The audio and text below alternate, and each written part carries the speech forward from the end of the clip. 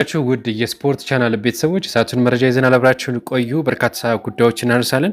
አርሰናል በወዳጅነት ጨዋታ ሽንፈት አጋጥሞታል። ስለሱ የምንመለከተው እንደዚሁም ስለ ቪኒሺየስ ጁኒየር የመጨረሻው እንግዲህ ቃል ቀርቦለታል ወይም ደግሞ የመጨረሻ መፈረሚያ ቀርቦለታል። ይስማማል አይስማማም የሚለው ጉዳይ ተጠባቂ ነው። መሐመድ ሳላ ወደ ቱርክ አቅንቷል።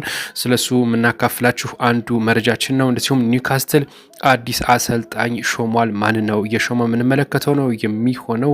ሌላው እንግዲህ ከፊፋ ፕሬዚዳንት ጂያኒ ኢንፋንቲኖ ለሞሮኮ የዓለም ዋንጫ ፍጻሜ ለመስጠት ቃል ገብተዋል መባሉን አስተባብለዋል ነው የተባለው። ከዚህ እንግዲህ ውዝግቦች ተፈጥሯል። በዚህ ጉዳይ እንደዚሁ አጠር ያለች መረጃ ካፍላችኋለሁ።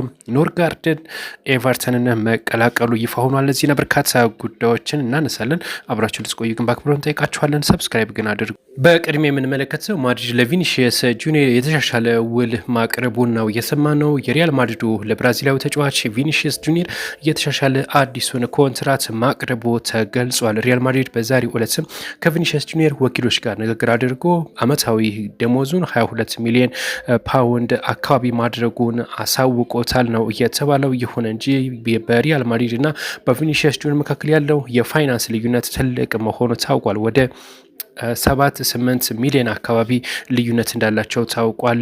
ከአሁን በፊት ይንከፈለው የነበረው 17 ሚሊዮን ነበር። አሁን ግን 22 አድርገውለታል። እሱ የሚፈልገው ግን 30 ሚሊዮን ነው። ከዚህ ጋር በተገናኘ ግን እነ ኪሊያን ምባፔ 30 ሚሊዮን ነው የሚከፈላቸው በሪያል ማድሪድ ቤት። እናም እንደነሱ ይከፈለኝ ነው የቪኒሺየስ ጁኒየር። ከዚህ ጋር በተገናኘ ቪኒሺየስ ጁኒየር በቀጣይ ውሉን ከመቀበሉ ቀጣይ አመት በነፃ ከማውጣት ወይም ከአርሰናል ከመቀላቀል አንዱን ይመርጣል ተብሎ ይጠበቃል። ቀንም ተሰጥቶታል እንዲወስንበት ተብሎ እና ብዙዎችም እየጠበቁ ነው። ሌላኛው ጉዳይ መሐመድ ሳላን በተመለከተ ወደ ቱርክ ማቅናቱ ታውቋል።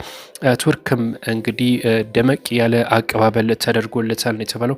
በቱርክ ለ2 ዓመታት ይቆያል። በአመት 17 ሚሊዮን ፓውንድ ይከፈለዋል የተባለው ለ2 ዓመት ነው ውሉን ያደረገው እና እጅግ ግዙፍ ብር እንደሚከፈለውም ጭምር ተረጋግጧል ነው የተባለው። ደማቅ አቀባበልም እንደተደረገለት ታውቋል። ሌላው የዝውውር መረጃ ማድሪድ ተጫዋቹን ለማስፈረም ተስማምቷል ነው የተባለው። የሪያል ማድሪዱ ግን የሌፕዚጉን የክንፍ ተጫዋች ያን ዲያሜንዴ ለማስፈረም ሙሉ ለሙሉ ስምምነት ላይ ደርሰዋል። 140 ሚሊዮን ዩሮ የሚደርስ የዝውውር ዋጋ እንደሚከፈለውም ለክለቡ ይፋ ተደርጓል የተባለው። ተጫዋቹ ቀድሞ ክለቡ ለሌጋንስ ከዝውውር የተወሰነ ክፍያ እንደሚያገኝም ጭምር ታውቋል። የመጀመሪያ ክለቡ ማለት ነው። በቀጣይነት የምንመለከተው የኒውካስትል አዲስ አሰልጣኝ ተሾሟል። አሰልጣኝ ኤዲ ሃው ጋር የተለያየው ኒውካስትል የዩናይትድ አዲስ አሰልጣኝ በኃላፊነት ሾሟል የተባለው ኒውካስትል የአልሂላሊውን አሰልጣኝ ማቲያስ ጃይስለን በዋና አሰልጣኝነት መሾሙ ታውቋል። የ38 ዓመት አሰልጣኝ ነው፣ ወጣት ነው። እናም ከዚህ አሰልጣኝ ጋር እንግዲህ ምን አይነት ጊዜ ይኖራቸዋል ብዙ ጉጉት ነው። ሌላው አርሰናል እንግዲህ አሳዛኝ ሽንፈት አጋጥሞታል። የወዳጅነት ጨዋታ እያደረገ ነበር። 3-1 በሆነ ውጤት ተሸንፏል። የሪያል ቤትስን የማሸነፊያ ጎሎች ሪኬልሜ ዶሳ እና እንደዚሁም ፎርናልስ ከመረብ አሳርፈዋል። ለመድፈኞቹ ሄሮ ሄነካፔ ብቸኛዋን ጎል ማስቆጠሩም ጭምር ነው የሰማነው መረጃ ማለት ነው። አርሰናል በምሽቱ ሽንፈት እንዳጋጠመው ብዙዎች የተነጋገሩበት ጉዳይ ነው። ሌላኛው የፊፋውን ፕሬዚዳንት ጂያኒ ኢንፋንቲኖ ለሞሮኮ የዓለም ዋንጫ ፍጻሜ ለመስጠት ቃል ገብተዋል መባሉ አስተባብለዋል። የፊፋው ቃል አቀባይ በሰጡት አስተያየት የተሰራጨው መረጃ የተሳሳተ ነው፣ ልክ አይደለም ብለዋል። አክለውም እንግዲህ የዓለም ዋንጫ ፍጻሜ የሚደረግበትን ቦታ ፊፋ በትክክለኛው ሰዓት ይወስናል ሲሉ ሀሳባቸውን ሰጥተዋል። ኢንፋንቲኖ ከኃላፊነት እንዲነሱም በርካታ ሀገራትና እንደዚሁ የእግር ኳስ ፕሬዚዳንቶች እየጠየቁ ነው የሚገኙት።